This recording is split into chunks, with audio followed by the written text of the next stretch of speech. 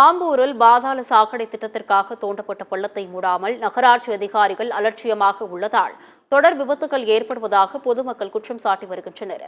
திருப்பத்தூர் மாவட்டம் ஆம்பூர் அடுத்த தேவலாபுரம் பகுதியிலிருந்து ரெட்டித்தோப்பு வழியாக மாங்காய்தோப்பு பகுதிக்கு வீடு கட்டும் பணிக்காக ஹாலோ பிளாக் கற்கள் டிராக்டர் மூலம் ஏற்றி வரப்பட்டுள்ளன.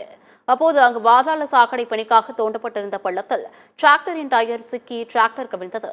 இதில் கற்கள் மீது அமர்ந்து வந்த ஒடிசா மாநிலத்தை சேர்ந்த கூலி தொழிலாளிகள் பொர்காஸ் மற்றும் சுங்கம் ஆகிய இருவரும் நிலைத்தடுமாறி கீழே விழுந்து படுகாயமடைந்தனர்.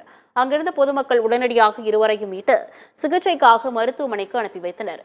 பாதாள சாக்கடை பள்ளத்தில் வாகனங்கள் சிக்கி விபத்து ஏற்படுவது தொடர்கதையாகி வருவதாகவும் நகராட்சி அதிகாரிகள் இதுகுறித்து உரிய நடவடிக்கை எடுப்பதில்லை எனவும் அப்பகுதி மக்கள் வருத்தம் தெரிவித்து வருகின்றனர். போனாங்க அப்போ நாங்க கேட்டதுக்கு என்ன பண்ணாங்க, எல்லா இங்கதான் திரும்பி கொட்டுறோம் இது பண்றேன்னு சொன்னாங்க. அந்த மண்ணை எடுக்க இன்னைக்கு இந்த பாதிப்பு வந்துருக்குமா? அன்னைக்கு எல்லாம் எடுத்துன்னு போய் வித்தீங்க, மண்ணி எடுத்து போய் யாரும் இதுதானே கவுன்சிலர் வந்து கேட்டாங்க, யார் வந்து கேட்டாங்க, யாருமே இது பண்ணாங்க. வேற ஒன்று மண் போடுறதால இந்த பாதிப்பு எவ்வளவு நாள் ஆகுது?